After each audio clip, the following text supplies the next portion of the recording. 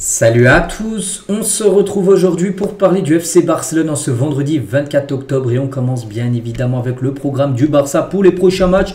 Et le prochain match c'est simple, c'est dans 48 heures, c'est après-demain, c'est le 26 et c'est le Classico. Ce match que tout le monde attend, ça y est les gars, c'est imminent cette rencontre. Real Madrid-Barça, n'oubliez pas dimanche 16h15. Le coup d'envoi, on va en parler bien sûr aujourd'hui, on en reparlera encore demain et surtout après-demain bien sûr. Concernant cette rencontre, on commence tout d'abord avec les photos de l'entraînement du jour bien sûr. L'un des derniers entraînement avant de se rendre à Madrid bien sûr pour le match. On commence tout d'abord avec Ronny Bardji.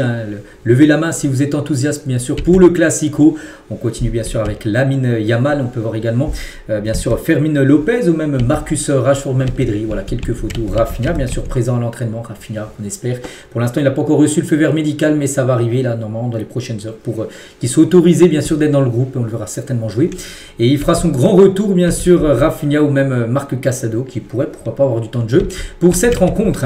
Et un petit rappel les gars des Classicos saison dernière. Donc regardez, 4 Classicos d'Hansi Flick, il en a fait 4 avec le Barça. Les 4 ont été une victoire. Saison dernière, il y a eu une victoire saison dernière en Liga. Le Barça quand il s'est allé au Real, c'était le premier Classico. Saison dernière 4-0. Imaginez si le même score serait fou. 5-2. Donc là ça avait été de la Super Coupe d'Espagne. Là ça avait été en janvier ce match là. Le match retour 3-2 voilà, face au Real Madrid, donc là le match retour de Liga. Et le 4-3 qui s'était joué après prolongation, souvenez-vous, en finale de Coupe du Roi. Voilà, 4 derniers classicos, 4 victoires bien sûr. Donc tout le monde, enfin du côté du Barça, veulent bien sûr refaire la même chose. Cette saison, après il y en a déjà 2 de fixés classiques, on verra, parce que la saison dernière, ça a été exceptionnel, qu'il y en a eu 4. Concernant l'arbitre, on sait que l'arbitre est quelqu'un de très important, surtout bien sûr lors d'un classico. Donc l'arbitre du classico sera officiellement annoncé demain samedi, c'est pour ça que pour l'instant on ne sait pas qui sera l'arbitre de ce match. Le président de la commission des arbitres a confirmé ça sera un arbitre avec beaucoup d'expérience. Voilà, concernant le référé, voilà, peut-être Hernandez, j'espère pas Gin Manzano qui est pas super, on verra. Voilà, ça sera qui, ça sera désigné de toute façon demain l'arbitre de ce match. Hansi Flick n'a que de doute sur la composition pour affronter le Real. Il a déjà son équipe en tête bien sûr, Hansi Flick. Donc Araujo, Eric Garcia, les gens en défense, il faut mettre l'un, enfin lequel il faut préférer à l'autre. Et aussi Ferran ou Rafinha, tout juste revenu de blessure. Rafinha, comme je dis, il doit recevoir le feu vert, mais après commencer titulaire. Pour moi, enfin, je crois Hansi Flick, je ne le mettrai pas directement titulaire. Il revient de 1 mois sans jouer. Tu le fais jouer, tu peux le faire jouer au pire toute la deuxième mi-temps, les 30 dernières minutes, 20 minutes, tout dépend aussi du scénario du match, mais le mettre directement titulaire avec l'intensité, je pense qu'il y aura lors du match. Je pense que ce serait une erreur, je pense que Ferran commencera plus tôt et Rafinha rentrera certainement en cours de jeu, voilà, pour éviter bien sûr tout risque de rechute. Les journaux bien sûr, ça commence à parler bien sûr de ce Classico, enfin ça parle déjà depuis quelques jours, mais ça continue à en parler, on va dire plutôt. Mundo Deportivo, ça parle le Classico de Lamine Yamal, bien sûr, qui sera très attendu, Lamine Yamal. Et l'autre une, donc la Mundo Deportivo, ça parle de Lamine, et l'autre une, un sport. Voilà, c'est juste celle du centre, après c'est plein d'autres une, mais nous ce qui nous intéresse c'est sport. Lamine réchauffe le Classico. Voilà, parce que aussi ça sera un acteur majeur de ce match, bien sûr, Lamine Yamal, qui a été exceptionnel lors des 4 derniers Classicos saison dernière.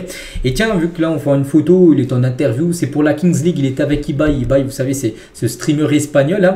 Et Ibai lui a dit, c'est difficile de marquer au Bernabeu. Donc Lamine Yamal, il a dit, la dernière fois qu'on y allait, on en a mis 4. Souvenez-vous la victoire 4-0 saison dernière. Voilà ce qu'il a pu dire. Déjà, tu dois marquer au Bernabeu, Ibai lui a dit. Et Lamine lui a répondu, je l'ai déjà fait, tu te rappelles pas. Voilà. Et toujours avec Lamine Yamal, il a également dit lors de ce...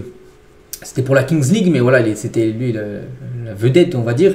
Donc, Los Porcinos, c'est comme le Real Madrid, ils volent et ils se plaignent tout le temps. Et il lui dit, le Real Madrid vole. Et Lamine Yamal a dit, bah voyons. Voilà, il chauffe déjà, il envoie déjà des pics. Au Real Madrid, bien sûr, avant ce Classico, c'est que Lamine Yamal, souvent, avant des grands événements, il met sur ses stories Instagram en mission, des choses comme ça. Donc, voilà.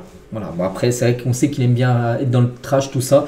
Maintenant, il faudra faire tout ça sur le terrain, bien sûr. On sait qu'il peut le faire, bien sûr. Lamine Yamal. Et à noter, regardez les clubs contre lesquels Lamine Yamal a marqué le plus de buts. Le Real Madrid, c'est une de ses proies favorites. Bon, il y a 3 clubs. Il y a Grenade, Club Athletic et Bilbao. Voilà. Et le Real Madrid, 3 buts. Il a déjà inscrit, c'est une de ses proies favorites, bien sûr. Il adore jouer contre le Real Madrid parce qu'il est souvent buteur. Lamine Yamal, la preuve à l'appui.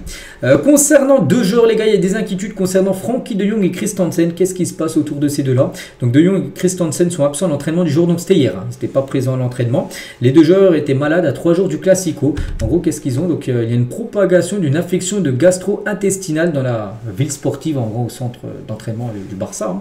Donc, il y a 2 jours, Christensen a été infecté par une gastro. Et aujourd'hui, De Jong a été infecté. On a l'impression que c'est Christensen qui a donné sa gastro à De Jong. Il ne faut pas que ça se propage, les gars, à 48 heures d'un match aussi important que le Classico, avoir des joueurs blessés, des joueurs diminués. Parce que quand t'es diminué, hein. En gros, t'es quasiment blessé quand t'as la gastro, ce serait pas une bonne nouvelle, hein.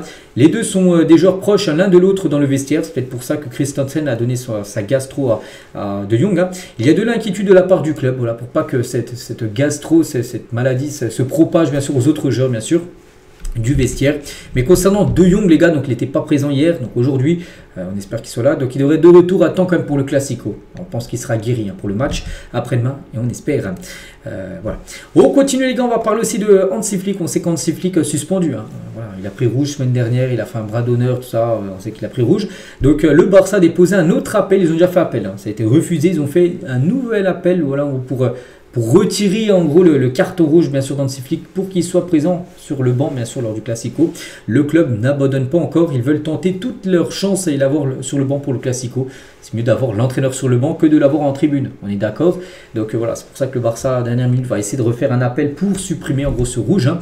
Et le Barça a déclaré que Marcus Sorg, hein, son adjoint, s'exprimera donc en conférence de presse, voilà, en attendant la décision du TAS, donc le tribunal arbitral du sport, hein, sur la suspension de Flick. De toute façon, s'il n'est pas sous le banc, donc ça sera Sorg qui sera sur le banc, ça sera lui l'entraîneur du coup, et ça sera lui aussi qui fera la conférence de presse si Hansi Flick ne peut pas, enfin si son rouge n'est pas retiré, même l'entraîneur ne peut pas faire la conférence de presse. Donc du coup c'est son adjoint, donc Marcus Sorg, hein, c'est lui qui fera les déclarations si le rouge, hein, n'est pas retiré.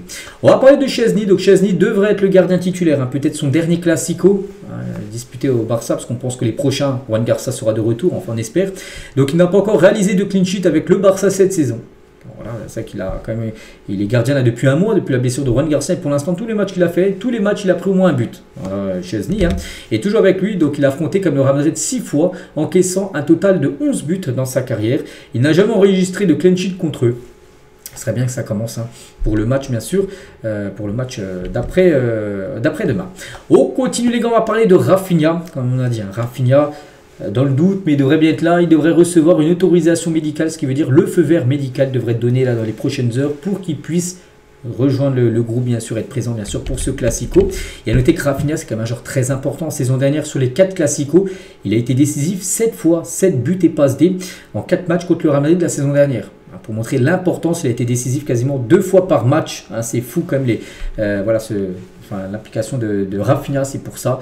C'est une pièce maîtresse et c'est pour ça que ce serait bien qu'il joue un petit peu, comme je dis, hein. Ça, il ne jouera pas le match entier, ça c'est sûr et certain. On va parler d'un joueur, lui, qui risque de commencer titulaire et ça qui joue beaucoup, c'est Pedri. Attention à Pedri, il joue trop Pedri. Pedri, le seul joueur de Barcelone à avoir débuté les 12 matchs cette saison, il y a eu 12 matchs. Il a joué les 12. Voilà, il a joué plus de 1000 minutes, Pedri.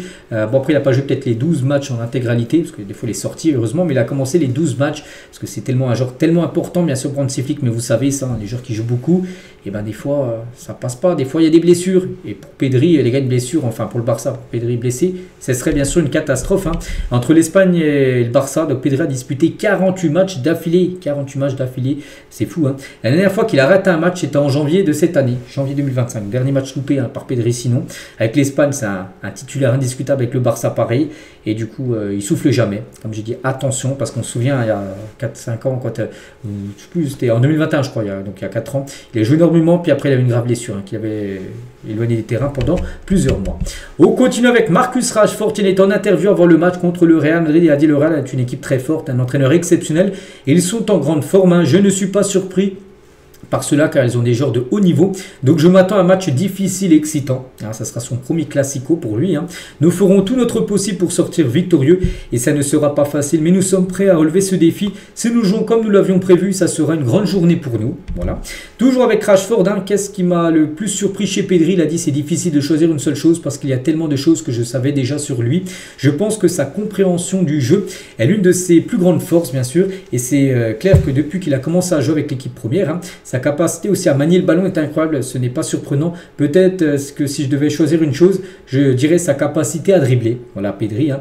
Il est excellent en dribble, hein, mais ce n'est pas étrange non plus car il ne perd presque jamais le ballon. C'est génial de l'avoir dans l'équipe et si Pedri est dans son jeu, il y a de fortes chances que l'équipe marque beaucoup de buts, bien sûr, si Pedri fait un grand match.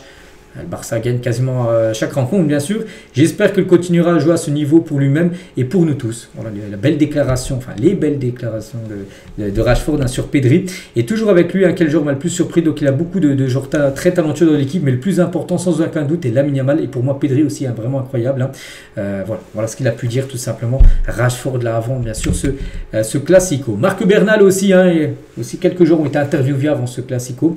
On n'a pas peur du Real Madrid, on va aller au Bernabéu pour gagner. Voilà, Bernal qu'on pourrait peut-être voir jouer un petit peu fin de match, hein. Il n'est pas annoncé titulaire bien sûr. Voilà.